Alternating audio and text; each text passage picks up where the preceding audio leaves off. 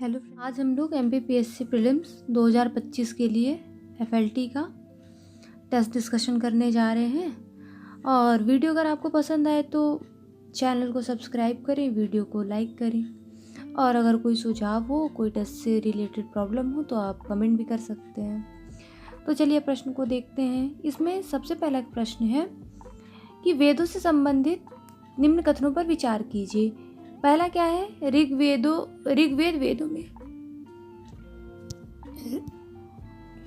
वेदों में सर्वाधिक प्राचीनतम है और वेद त्रयी में ऋग्वेद, यजुर्वेद, अथर्ववेद शामिल है। और ऋग्वेद में बेटी के लिए कामना बार बार व्यक्त की गई है और ऋग्वेद में नियोग प्रथा और विधवा विवाह के लिए भी प्रचलन का आभास मिलता है। तो इसमें क्या क्या कथन सत्य है, तो इसमें सत्य कौन कौन सा हो जाएगा। देखिए, सबसे पहले क्या है कि सबसे प्राचीनतम वेद है, ये तो बिल्कुल सही बात है।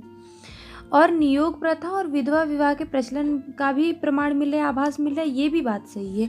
लेकिन जो यहाँ पे ये दोनों की वेद त्रयी में ऋग्वेद, यजुर्वेद, अथर्ववेद शामिल है, तो इसमें अथर्ववेद शामिल नहीं है। ऋग्वेद है, यजुर्वेद है और सामवेद है।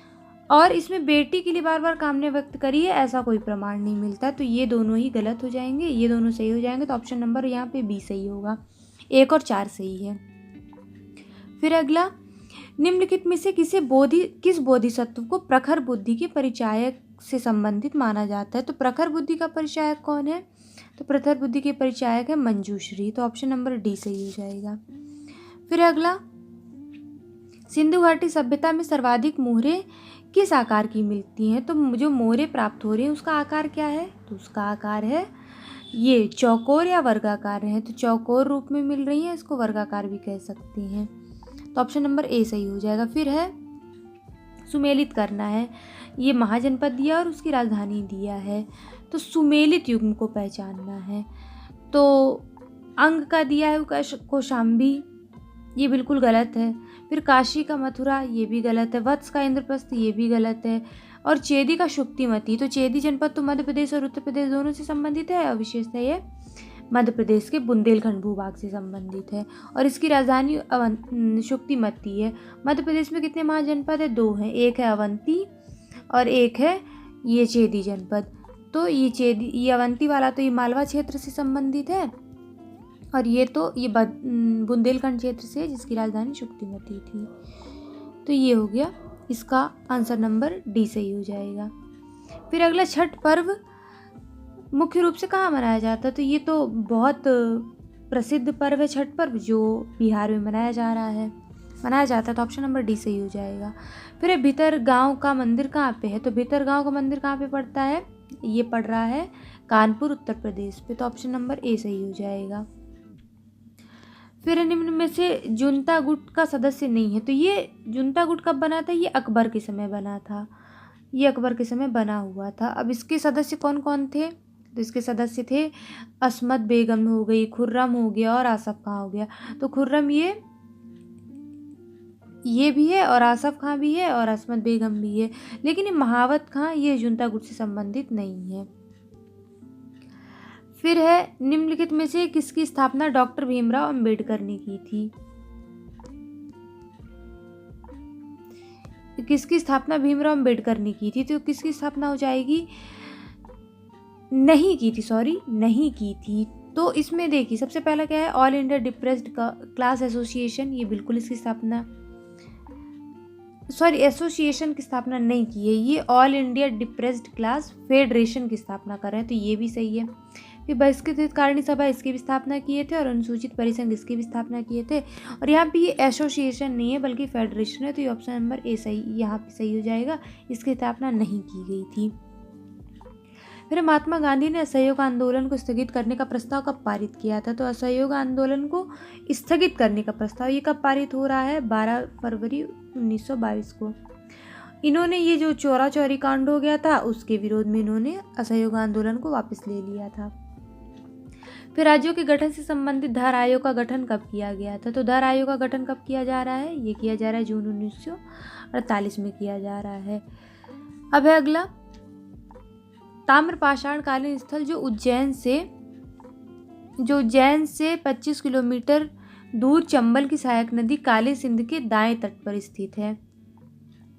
इसकी खोज 1964 में SBVS वाकड़कर ने की थी। यह वराहमिहिर की जन्मस्थली के रूप में जाना जाता है। किस स्थल का वर्णन किया जा रहा है? तो वराहमिहिर की जन्मस्थली कौन सी है? ये उज्जैन के पास है, कायथा। उज्जैन के पास है ये कायथा। तो ऑप्शन नंबर बी सही हो जाएगा। तो कायथा की विशेषताएं क्या क्या हो गई? सबसे पहले तो ये काली सिंध नदी के दाएं तट पर स्थित है। खोज इसकी 1964 में VS वाकड़कर कर रहे हैं। वराहमिहिर की जन्मस्थली है। ये तीनों इसके प्रमाण हो गए। और जिला कौन सा है? उज्जैन जिला है। तो ऑप्शन नंबर डी सही हो जाएगा, कायथा। और ये कायथा संस्कृति भी है, मध्य प्रदेश की प्राचीन संस्कृति में आती है कायथा संस्कृति। तो ये हो गया। और नदी कौन सी? काली सिंध नदी है। अब अगला, बघेलखंड के किस शासक ने राजधानी को बांधवगढ़ से रीवा स्थानांतरित किया था? तो ये किसने किया है? ये किया है विक्रमजीत बघेल ने। तो सबसे पहली राजधानी क्या थी? गहोरा थी।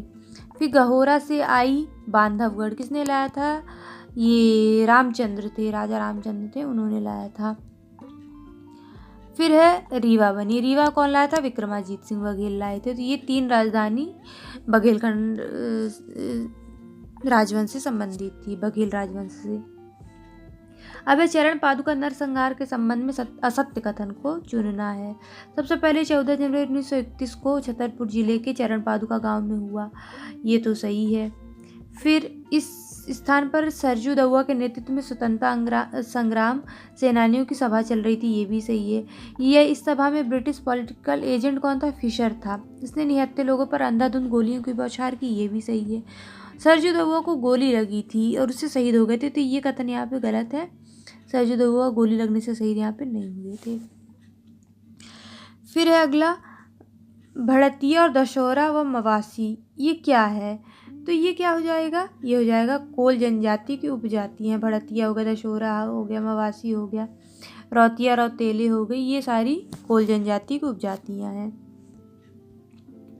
फिर अगला, किस गायन में महाभारत की कथा को सुनाया जाता है जिसका मुख्य किरदार भीम होता है और मुख्यतः प्रधान जनजाति में गाया जाता है? तो ये पंडवानी गायक हो गया। पंडवानी में महाभारत की कथा सुनाई जाती है और भीम उसका मुख्य किरदार होते हैं। और इसका क्षेत्र क्या है?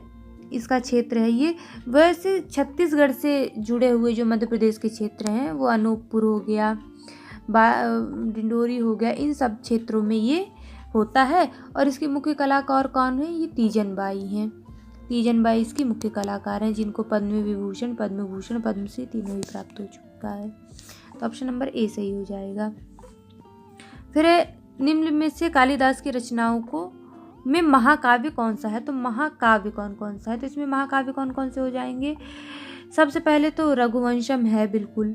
कुमार संभवम ये भी है, लेकिन ये मेघदूत हो गया, मालविकाग्निमित्रम हो गया, विक्रमोर्वशीयम हो गया, ये महाकाव्य की श्रेणी में नहीं आता है।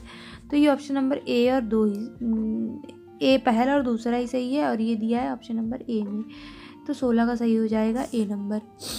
फिर है लुसाई पहाड़ी किस राज्य में है? तो लुसाई पहाड़ी कहाँ है? ये है मिजोरम में। ऑप्शन नंबर डी सही हो जाएगा। फिर है कंचनजंगा की ऊंचाई कितनी? तो कंचनजंगा की ऊंचाई कितनी है? ये 8,598 मीटर, 8,598 मीटर इसकी ऊंचाई है। फिर जल संभर क्षेत्र के आकार के आधार पर भारतीय अपवाद द्रोणियों को कितने भागों में बांटा गया है? तो जल संभर क्षेत्र के आकार के आधार पर भारतीय अपवाद द्रोणियों को कितने भागों में बांटा गया है? ये है 3 भागों में बांटा गया। ऑप्शन नंबर सी सही हो जाएगा। फिर है भारत में निर्मित सबसे बड़ी कृत्रिम झील कौन सी है? तो कृत्रिम झील कौन सी है? ये सबसे बड़ी ये गोविंद सागर है। तो 20वां का हो जाएगा सी। ये कहाँ है? ये है MP UP बॉर्डर में, सिंगरौली और ये जो उत्तर प्रदेश से लगे क्षेत्र हैं, गोविंद वल्लभ सागर है, ये सबसे बड़ी झील है, कृत्रिम झील। फिर है जलवायु परिवर्तन के क्या परिणाम हो सकते हैं? इसको सॉरी, ये जो 20 नंबर का क्वेश्चन है ना, अब अगला प्रश्न है जलवायु परिवर्तन के क्या परिणाम हो सकते हैं? तो ऑप्शन क्या क्या दिया है? नदियों में बाढ़ आना, ये भी सही हो जाएगा। फिर नदियों का सूख जाना, ये भी सही हो जाएगा। मरुस्थल का बढ़ना, ये भी सही है। आर्द्रभूमियों का विनाश, ये भी सही है। वायुमंडल में CO2 की सांद्रता में वृद्धि, तो ये भी सही है। तो यहाँ पे ना सारे सही हो जाएंगे। ग्लेशियर पिघलता है जलवायु परिवर्तन के कारण, उससे बाढ़ आ जाती है। फिर वर्षा का ना होना, जिससे नदियाँ सूख जाती हैं। जब वर्षा नहीं होगी तो मरुस्थल का बढ़ना जारी रहेगा, ये भी हो गया। फिर जो वेटलैंड है वहाँ का भी विनाश होने लगता है, प्रजातियों का ह्रास होने लगता है और CO2 की सांद्रता बढ़ती जाती है। तो ये सारे ही ऑप्शन सही है। तो ऑप्शन नंबर 21 का डी सही हो जाएगा। कौन सा सही हो जाएगा? डी सही हो जाएगा। अब है अगला, चांदी का प्रमुख अयस्क निम्न में से कौन सा है? तो चांदी का प्रमुख अयस्क कौन सा है? ये हो जाएगा अर्जेंटाइट हो जाएगा। तो ऑप्शन नंबर ए सही हो जाएगा। तो चांदी का प्रमुख अयस्क है अर्जेंटाइट, ऑप्शन नंबर ए। समग्र बागवानी उत्पादक राज्यों में मध्य प्रदेश का कौन सा स्थान है? तो बागवानी उत्पादक राज्यों में मध्य प्रदेश का स्थान कौन सा है? ये हो जाएगा दूसरा स्थान। तो ऑप्शन नंबर बी सही हो जाएगा। फिर अगला, निम्नलिखित विकल्पों में मध्य प्रदेश में सबसे अधिक वन प्रतिशत वाला जिला कौन सा है? तो वन का प्रतिशत कहाँ सबसे ज़्यादा है? तो वन का प्रतिशत ज़्यादा है, ये हो जाएगा उमरिया जिले में। ऑप्शन नंबर ए सही हो जाएगा इन ऑप्शन में। फिर सूची 1 को सूची 2 से सम्मिलित करना है। तो कौन सी नदी का उद्गम कहाँ हो रहा है? तो पहली नदी कौन सी दी हुई है? सबसे पहले दी हुई कूनो। तो कूनो तो शिवपुरी में कूनो पहाड़ी से निकली, शिवपुरी पहाड़ी से निकल रही, सॉरी। फिर चिल्लर नदी, ये शाहजहाँपुर की है। नेवज नदी ये सीहोर में है। सीप नदी श्योपुर में है। तो ए का तीसरा, बी का चौथा, सी का पहला हो जाएगा और डी का नेवज नदी का सीहोर, मतलब डी का दूसरा हो जाएगा। तो ऑप्शन नंबर डी सही है यहाँ पे 25 का। अब है अगला, मध्य भारत का संपूर्ण पठार मध्य प्रदेश के कुल भौगोलिक क्षेत्रफल का कितना है? तो जो मध्य भारत का पठार है वो मध्य प्रदेश के कुल भौगोलिक क्षेत्र का ये है 10.6%। ऑप्शन नंबर ए सही हो जाएगा। कितना हो जाएगा? 10.6%। फिर मध्य प्रदेश में औसत वर्षा कितनी होती है? तो मध्य प्रदेश की औसत वर्षा 112 सेंटीमीटर है। कितनी हो जाएगी? 112 सेंटीमीटर हो जाएगी। ये ध्यान रखना है कि सेंटीमीटर में, मीटर में नहीं, सेंटीमीटर में। ऑप्शन नंबर बी सही हो जाएगा। फिर सूची 1 को सूची 2 से सम्मिलित करना है। मिट्टी और उसका क्षेत्र। तो साधारण गहरी काली मिट्टी कहाँ पे पाई जा रही है? ये पाई जा रही है मालवा क्षेत्र में। फिर है गहरी काली मिट्टी, ये नर्मदा सोन घाटी में पाई जा रही है। और जलोढ़ मिट्टी ये मध्य भारत वाला क्षेत्र। लाल पीली मिट्टी का बघेलखंड का क्षेत्र है। तो क्षेत्र इसके कौन से हो गए? देखिए, सबसे पहले साधारण काली मिट्टी ये मालवा में पाई जा रही। गहरी काली मिट्टी ये नर्मदा सोन घाटी में पाई जा रही है। फिर जलोढ़ मृदा ये चंबल वाला क्षेत्र है, जो ये चंबल नदी जहाँ जहाँ से निकल रही है वहाँ हो गया। और ये लाल पीली मिट्टी ये सीधी, सतना, रीवा ये वाले क्षेत्र में लाल पीली मिट्टी पाई जाती है। तो इसका कौन सा सही हो जाएगा? पहले का तीसरा हो जाएगा, दूसरे का पहला हो जाएगा, लाल पीली मिट्टी में हो जाएगा बघेलखंड, जलोढ़ मिट्टी का हो जाएगा मध्य भारत। तो इसमें कौन सा सही हो जाएगा? एक का तीसरा किस में दिया हुआ है? दोनों में है, ये 3 ऑप्शन में है। फिर गहरी काली मिट्टी दूसरे का पहला ये दिया हुआ ऑप्शन नंबर डी में। तो ऑप्शन नंबर डी सही हो जाएगा। फिर मध्य प्रदेश में मक्के का सर्वाधिक उत्पादन किस जिले में होता है? तो मक्का सर्वाधिक छिंदवाड़ा में, तो मक्का का जिला है, मक्का जिला कहते हैं। यहाँ पे कॉर्न फेस्टिवल भी आयोजित किया जाता है। तो ऑप्शन नंबर बी सही हो जाएगा। फिर प्रधानमंत्री सरदार सरोवर परियोजना का विधिवत लोकार्पण प्रधानमंत्री द्वारा कब किया गया? तो सरदार सरोवर परियोजना का कब हुआ है लोकार्पण? ये हुआ 17 सितंबर 2017 को। कब हुआ है? 17 सितंबर 2017 को। फिर है वेल्सपन सौर परियोजना कहाँ है? तो वेल्सपन सौर परियोजना कहाँ है? नीमच जिले में जावद में है। तो 31 का ए नंबर सही हो जाएगा। फिर है सूची को सूची 2 से सम्मिलित करना है। तो ये घटवा ये चीनी उद्योग और जिला, तो इसमें क्या क्या हो जाएगा? सबसे पहले तो घटवा बड़वानी में है। फिर ये पोदार कहाँ है? ये है गुना जिले में। नवल नगर कहाँ है? ये हो जाएगा बुरहानपुर में। और नयनपुर हो जाएगा नरसिंहपुर में। तो पहले का चौथा किस में दिया? 3 में है। फिर दूसरे का पहला ये केवल इसमें। तो ऑप्शन नंबर डी यहाँ पे सही हो जाएगा। तो घटवा हो गया बड़वानी से, पोदार हो गया गुना जिले से, नवल नगर हो गया बुरहानपुर से, नयनपुर हो गया नरसिंहपुर से। फिर अगला 2001 से 11 के दशक में मध्य प्रदेश की कुल साक्षरता में कितने प्रतिशत की वृद्धि हुई है? तो वृद्धि कितनी हुई है? इस पे हुई है 5.6% की। कितनी हुई है? 5.6% की। फिर संविधान सभा जब बतौर विधायिका के रूप में कार्य कर रही थी तब इसकी अध्यक्षता किसके द्वारा की गई थी? तो जब संविधान सभा जो थी विधायिका के तौर पर कार्य कर रही थी तो इसकी अध्यक्षता कौन कर रहे हैं? ये जीवी मावलंकर जी कर रहे हैं। कौन कर रहा है? जीवी मावलंकर जी। इसी कारण से इनको संविधान जो ये भारत में लोकसभा का पहला अध्यक्ष बनाया गया था, जीवी मावलंकर जी को। फिर है संविधान में संघ की कार्यपालिका का वर्णन निम्नलिखित में से कहाँ किया गया है? तो संघ की कार्यपालिका का वर्णन कहाँ किया गया है? ये हो जाएगा संविधान के भाग 5 के 52 से 78 तक। तो भाग 5 है जो संघ से संबंधित, इसमें कार्यपालिका का वर्णन है 52 से 78 तक है। तो ये राष्ट्रपति से शुरू होगा, ये 78 तक ये जाएगा। फिर है मुख्य मंत्रिपरिषद लोकसभा के प्रति सामूहिक रूप से उत्तरदायी होगा। ये किस अनुच्छेद में लिखा हुआ है? तो इससे संबंधित अनुच्छेद कौन सा हो जाएगा? अनुच्छेद 75 का 3 कि जो ये मंत्रिपरिषद है वह सामूहिक रूप से लोकसभा के प्रति उत्तरदायी होगा, 75 के 3 में है। अब सुप्रीम कोर्ट और उसकी शक्तियाँ। तो सबसे पहले क्या है? तो सबसे इजी तो अभिलेख न्यायालय है 129 में।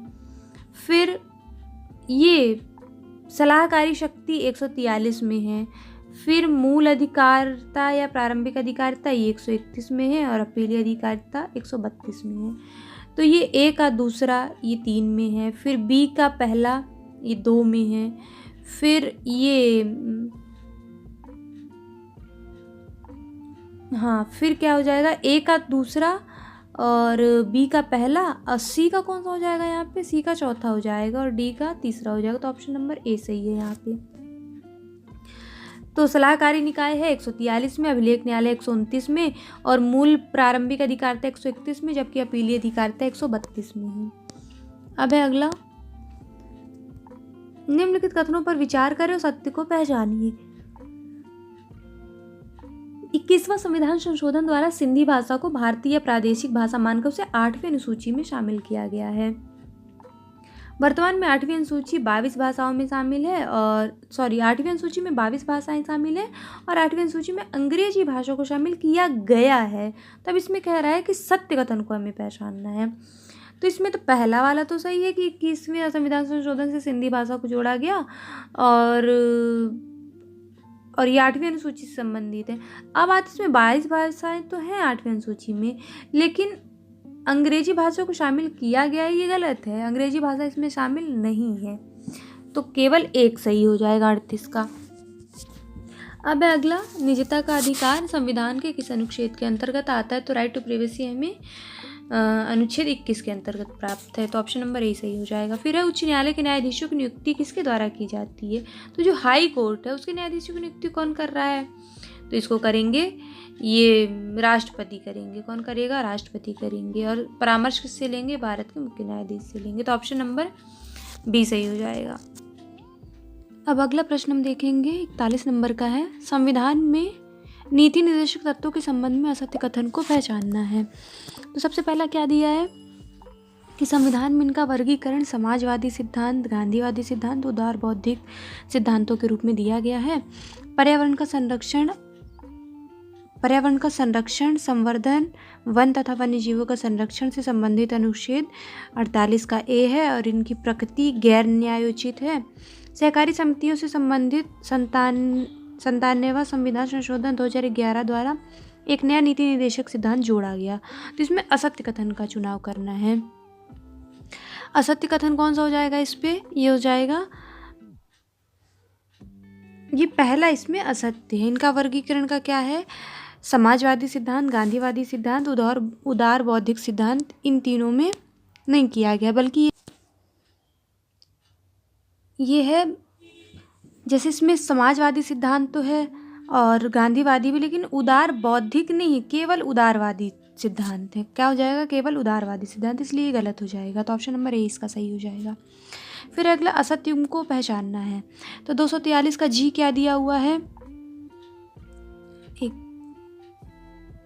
243 का जी दिया हुआ है असत्य युग्म को पहचाना है। 243 का जी पंचायतों की शक्तियाँ, प्राधिकार और उत्तरदायित्व, ये बिल्कुल सही है। और फिर क्या दिया हुआ है? ओ में है निर्वाचन संबंधी मामलों में न्यायालयों का हस्तक्षेप का वर्णन है पंचायतों के संबंध में, ये भी सही है। फिर सी में क्या है 243 का सी पंचायतों की संरचना, ये भी बिल्कुल सही है। और बी में क्या दिया है ग्राम सभा, ये गलत है, बी में ग्राम सभा नहीं है, बी में पंचायतों की संरचना आती है, सॉरी पंचायतों का गठन आता है। तो ऑप्शन नंबर डी इसमें सही हो जाएगा।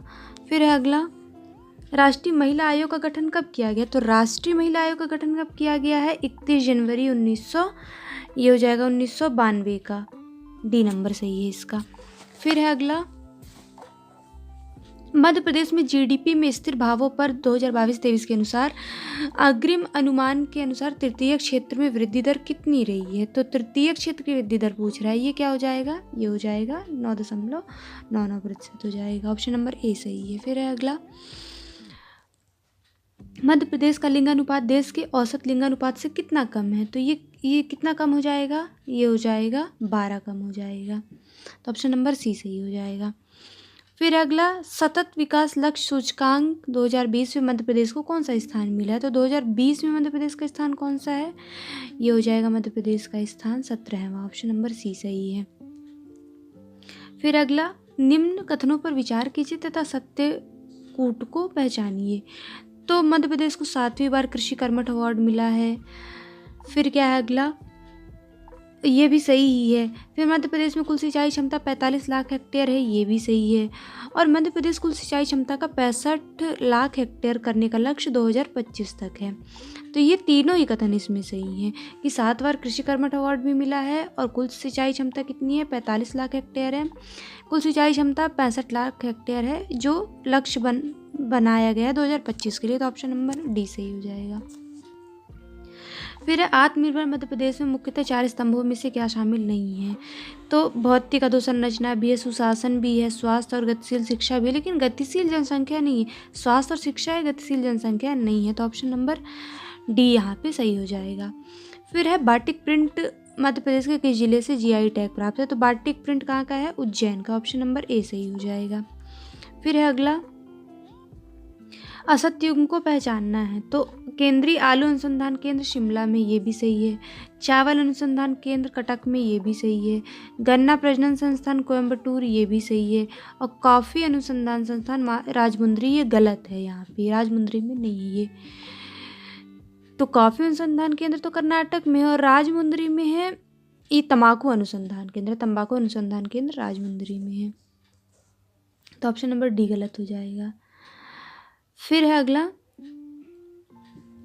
किस बैंक का नाम पहले इंपीरियल बैंक ऑफ इंडिया था? तो किसका नाम था? भारतीय स्टेट बैंक का, तो 51 का सी सही हो जाएगा। फिर है, एनबीएफसी के बारे में असत्य कथन को पहचानना। तो एनबीएफसी में क्या क्या है? इसका पंजीकरण कंपनी अधिनियम 1956 के अंतर्गत होता है। फिर अगला क्या दिया है? ये सही है। फिर है, ये ऋण की सुविधा देता है, ये भी सही है। एनबीएफसी जनता से विभिन्न योजनाओं के माध्यम से जमा राशि स्वीकार करता है, ये भी सही है। और एनबीएफसी डिमांड ड्राफ्ट जारी कर सकता है, बस एनबीएफसी डिमांड ड्राफ्ट ही जारी नहीं कर सकता। क्या है? ये डिमांड ड्राफ्ट जारी नहीं कर सकता, ऑप्शन नंबर डी सही हो जाएगा। फिर है अगला, किस समूह निम्न में से किन समूह के तीनों देशों ने किन समूह के तीनों देश G20 के सदस्य हैं? तो इसमें क्या क्या दिया हुआ है? अर्जेंटीना, ऑस्ट्रेलिया, चिली, तो यहाँ पे चिली नहीं है। फिर भारत, जापान, मलेशिया, यहाँ पे मलेशिया नहीं है। फिर अमेरिका, कनाडा, यहाँ पे वियतनाम नहीं है, तो ये तीनों ही गलत हो जाएंगे। फिर बचता है सऊदी अरब, फ्रांस, तुर्की है, तो ये तीनों ही सदस्य हैं, सऊदी अरब भी है, फ्रांस भी है, तुर्की भी है, तो ऑप्शन नंबर डी सही हो जाएगा। फिर है, उभयचरों के अध्ययन को क्या कहा जाता है? तो उभयचरों के अध्ययन को क्या कहा जा रहा है? ये कहा जा रहा है, इसका सही हो जाएगा बैट्रोकोलॉजी है, बैट्रोकोलॉजी है, ये उभयचर का अध्ययन है। फिर अगला क्वेश्चन है, भूस्थैतिक उपग्रह कक्षा में स्थापित होने वाला भारत का पहला संचार उपग्रह कौन सा है? तो भूस्थैतिक कक्षा में स्थापित होने वाला पहला कौन सा है? ये हो जाएगा एप्पल है, तो ऑप्शन नंबर डी सही हो जाएगा। फिर है, भौतिक अनुसंधान प्रयोगशाला कहाँ स्थित है? तो भौतिक अनुसंधान प्रयोगशाला कहाँ पे है? ये हो जाएगी अहमदाबाद में, ऑप्शन नंबर डी सही हो जाएगा। फिर है श्वसन, हृदय, छींक, उल्टी आदि का नियंत्रण हेतु पश्च मस्तिष्क का कौन सा भाग उत्तरदायी है? तो कौन सा भाग श्वसन हो गया, हृदय हो गया, छींक, उल्टी इत्यादि के लिए उत्तरदायी है? ये हो जाएगा मेडुला ऑब्लोंगेटा हो जाएगा। तो ऑप्शन नंबर ए सही है। फिर है मध्य प्रदेश में लालिमा अभियान कब शुरू किया गया? तो लालिमा अभियान कब का है? ये 2016 का। ये एनीमिया से मुक्ति दिलाने के लिए है। ऑप्शन नंबर ए सही है। फिर सिकल सेल एनीमिया का पता लगाने के लिए निम्न में से कौन सा टेस्ट प्रमुख है? तो इसमें कौन कौन सा टेस्ट है? ये हो जाएगा सिकलिंग टेस्ट भी होता है, सॉल्युबिलिटी टेस्ट भी होता है और आणविक टेस्ट भी होता है। तो ये उपरोक्त सभी सही है। तीनों टेस्ट सिकल सेल एनीमिया का पता लगाने के लिए किए जाते हैं। एशिया प्रशांत सतत विकास लक्ष्य प्रगति रिपोर्ट 2024 के अनुसार भारत का एसडीजी स्कोर 2020-21 में कितना है? तो 20-21 में एसडीजी स्कोर कितना है भारत का? ये हो जाएगा 66। तो ऑप्शन नंबर ए सही हो जाएगा। फिर है जैव विविधता प्राधिकरण कब बनाया गया था? तो राष्ट्रीय जैव विविधता प्राधिकरण बनाया गया है, ये हो जाएगा अक्टूबर 2003 में। कब बनाया गया? अक्टूबर 2003 में। फिर अगला पटाना घास स्थल कहाँ पे है? तो पटाना कहाँ पे है? ये हो जाएगा श्रीलंका में। तो ऑप्शन नंबर ए सही हो जाएगा। फिर है जल में किस प्रदूषक की उपस्थिति ब्लू बेबी सिंड्रोम का कारण बनती है? तो ब्लू बेबी सिंड्रोम जल में किस पदार्थ की उपस्थिति से बनता है? ये बनता है ये नाइट्रेट की उपस्थिति से। फिर है बघेलखंड में मुख्य रूप से किस समूह की तीनों जनजातियां निवास करती हैं? तो सलारिया, खैरवार, गोंड ये नहीं, ये भी नहीं है। कोल, बैगा, गोंड ये तीनों ही बघेलखंड में निवास करती हैं। कोल का क्षेत्र रीवा सतना वाला क्षेत्र हो गया, ये सीधी शहडोल भी। बैगा का भी ये शहडोल, अनूपपुर, डिंडोरी वगैरह हो गया। और गोंड भी यहाँ से आसपास भी पाए जाते हैं, ये डिंडोरी, अनूपपुर, मंडला इन सब क्षेत्रों में। तो ये तीनों ही कहीं ना कहीं मध्य प्रदेश के बघेलखंड क्षेत्र में पाए जाते हैं। फिर है राज्य विधानसभा में संविधान के किस अनुच्छेद के तहत अनुसूचित जनजातियों को आरक्षण प्राप्त है? तो अनुसूचित जनजातियों को आरक्षण किसमें बात कर रहा है? विधानसभा में। विधानसभा में आरक्षण देने संबंधी अनुच्छेद कौन सा है? ये है अनुच्छेद 332 का। तो ऑप्शन नंबर डी सही हो जाएगा। 332 के तहत राज्य विधानसभाओं में अनुसूचित जनजातियों को आरक्षण प्राप्त है। फिर मध्य प्रदेश, निम्न में से मध्य प्रदेश की अनुसूचित जनजाति कौन सी नहीं है? तो यहाँ पे मवासी भी है, फिर यहाँ पे कोल भी है, कोल को कोल में लिखा हुआ है, फिर सौर भी है, लेकिन ये हिमाचल प्रदेश, गद्दी गुड्डी ये सब हिमाचल प्रदेश की हैं। तो ये ऑप्शन नंबर ए सही हो जाएगा यहाँ पे। फिर मध्य प्रदेश सरकार द्वारा बैगा, भारिया, सहरिया विशेष जनजाति के विकास व कल्याण हेतु अभिकरणों का गठन किया गया है। निम्न में से किस स्थान पर अभिकरण नहीं है? तो श्योपुर में भी सहरिया का है, फिर ये मंडला में भी बैगा का होगा, फिर है उमरिया में भी गोंड बैगा जनजाति पाई जाती है, तो यहाँ पे भी अभिकरण है। लेकिन इस सिवनी जिले में अभिकरण नहीं पाया जाता। तो ऑप्शन नंबर सी सही हो जाएगा। इसका क्या सही हो जाएगा? Option number C. फिर है अगला, मध्य प्रदेश की विमुक्त जनजाति कौन सी है? तो यहाँ पे कंजर है। कंजर कौन सी विमुक्त जनजाति? 68 का क्या हो जाएगा? ए नंबर हो जाएगा। फिर टांटिया मामा आर्थिक कल्याण योजना कब प्रारंभ की गई? तो टांटिया मामा आर्थिक कल्याण योजना प्रारंभ की गई है 2022 से प्रारंभ की गई है। फिर है लहंगी रागनी नृत्य की जनजाति से? तो ये सहरिया जनजाति से है। ऑप्शन नंबर सी सही हो जाएगा। फिर है असत्य युग्म को पहचानना है, तो स्वतंत्रता आंदोलन और उनका क्षेत्र दिया गया है। सबसे पहले टांटिया भील, तो इसमें असत्य युग्म कौन सा ये देखना है। टांटिया भील का पूर्वी निमाड़ ये बिल्कुल सही है। भीमा नायक का पश्चिमी निमाड़ ये भी सही है। और गंजन सिंह कोरकू बैतूल से ये भी सही, लेकिन बादल भोई सागर से नहीं बल्कि छिंदवाड़ा क्षेत्र से हैं। तो ऑप्शन नंबर सी यहाँ पे इसका सही हो जाएगा। फिर आदिवर्त संग्रहालय आदिवासी कला संग्रहालय खजुराहो की स्थापना कब की गई थी? तो इसकी स्थापना की गई है 2001 में। तो ऑप्शन नंबर डी सही हो जाएगा। फिर है सुपारी शिल्पकला किस जिले से संबंधित है? तो ये संबंधित है रीवा जिले से। तो ऑप्शन नंबर डी सही हो जाएगा। फिर है कंपनी और वर्चुअल वॉइस असिस्टेंट कौन कौन से हैं, ये सुमेलित करना है। तो एप्पल का कौन सा हो जाएगा? एप्पल का हो जाएगा सीरी। अमेज़न का एलेक्सा है, सैमसंग का बिक्सबाई हो जाएगा, माइक्रोसॉफ्ट का कार्टना हो जाएगा। तो ये कौन किस ऑप्शन में दिया हुआ है? ए का चौथा, बी का पहला, सी का दूसरा और डी का तीसरा। तो ऑप्शन नंबर ए सही हो जाएगा इसका 74 का।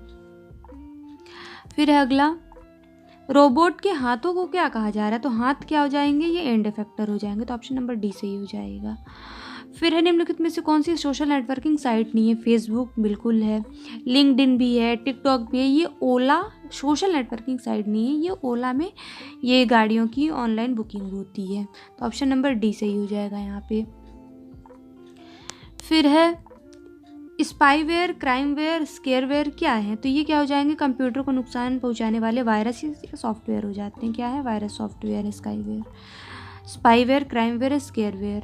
फिर निम्नलिखित में से कौन सा एक एम गवर्नेंस, जिसका फुल फॉर्म है मोबाइल गवर्नेंस या ई गवर्नेंस से तो मोबाइल गवर्नेंस जो है ई गवर्नेंस से कैसे संबंधित है? तो क्या है? ये दोनों ही शासन के प्रतिस्थापन है, ये भी सही है। और ये ई शासन का पूरक है, सॉरी ई शासन का प्रतिस्थापन नहीं है, ये दोनों पूरक हो जाएंगे, ई शासन के पूरक हो जाएंगे। तो ये इसका 78 का बी नंबर सही हो जाएगा। फिर centre for artificial intelligence and robotics CAIR के संगठन या संस्थान की प्रयोगशाला के रूप में कार्यरत है। तो जो CIR बेंगलुरु में है वो ये DRDO के एक प्रयोगशाला के रूप में कार्यरत है। तो ऑप्शन नंबर ए सही हो जाएगा।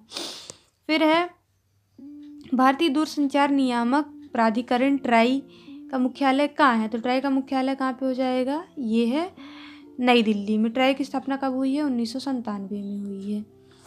फिर है, ताप बढ़ाने पर अर्धचालकों की चालकता पर क्या प्रभाव पड़ता है? तो जब ताप को बढ़ाएंगे तो क्या चालकता क्या हो जाएगी? ये हो जाएगी, ये चालकता बढ़ जाती है। तो ऑप्शन नंबर बी सही है, जैसे ही ताप बढ़ाएंगे चालकता भी बढ़ जाएगी।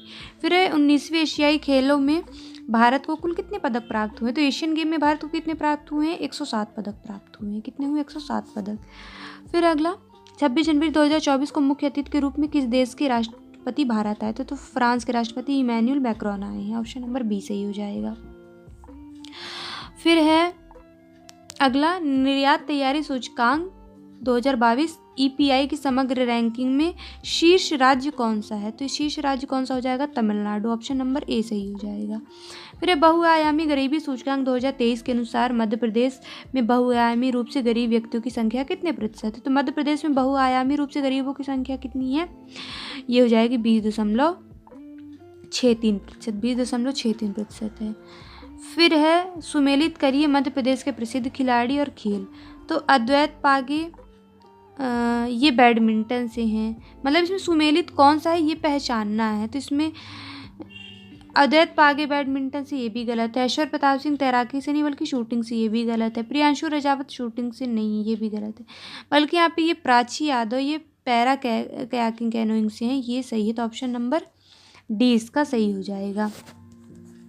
फिर हाल ही में भारत के नौसेना प्रमुख कौन बने हैं? तो भारत के नौसेना प्रमुख बने हैं ये दिनेश कुमार त्रिपाठी जी हैं। तो ऑप्शन नंबर ए सही हो जाएगा, क्योंकि मध्य प्रदेश से संबंधित हैं, इस वजह से इनको स्पेशली पूछा गया है।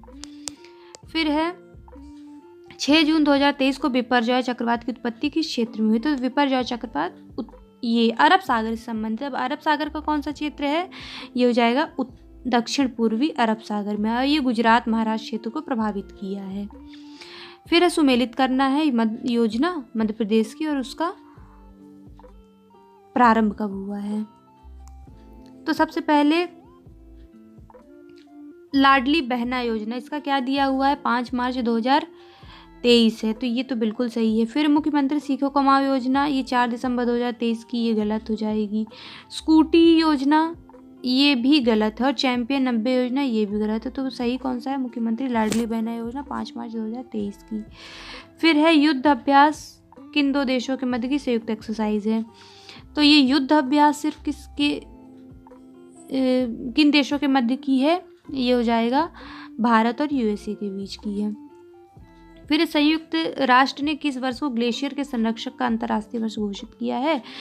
तो ये हो जाएगा 2025 को। ये याद रखना है कि ग्लेशियर के संरक्षक का वर्ष घोषित किया गया है। 2023-24 था ऊष्ण गणों के लिए और 23 था मिलेट्स ईयर था। तो ये ऑप्शन नंबर डी सही हो जाएगा। फिर है सुमेलित को पहचानना है तो कंप्यूटर की पीढ़ियाँ और मेमोरी का उपयोग। तो पहली पीढ़ी में पंच कार्ड और पेपर टेप बताया जा रहा है, तो ये तो बिल्कुल सही है। द्वितीय पीढ़ी में सेमीकंडक्टर मेमोरी है, ये नहीं सही है। दूसरी में ट्रांजिस्टर था। फिर चौथी पीढ़ी में चुंबकीय मेमोरी और मैग्नेटिक टेप, ये भी गलत है। और मैग्नेटिक डिस्क पांचवी पीढ़ी में बता रहा है, ये भी गलत है। इसमें यहाँ पे प्रथम पीढ़ी में पंच कार्ड और पेपर टेप का उपयोग किया गया है, ये बिल्कुल सही है। फिर कंप्यूटर की सीमाएं क्या हैं, तो बुद्धिहीन होना, ये भी सही है। खर्चीला भी है, ये भी सही है। वायरस का खतरा रहता है, ये भी सही है। तो उपरोक्त सभी हो जाएंगे, 93 का डी हो जाएगा। फिर है अगला,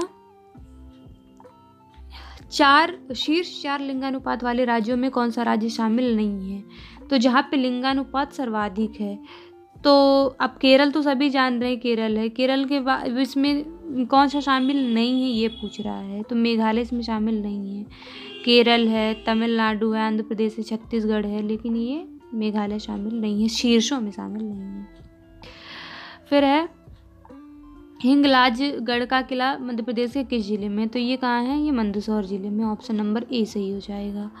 फिर है भीमा नायक का जन्म मध्य प्रदेश के किस जिले में हुआ, तो भीमा नायक बड़वानी जिले से संबंधित है। ऑप्शन नंबर बी सही हो जाएगा।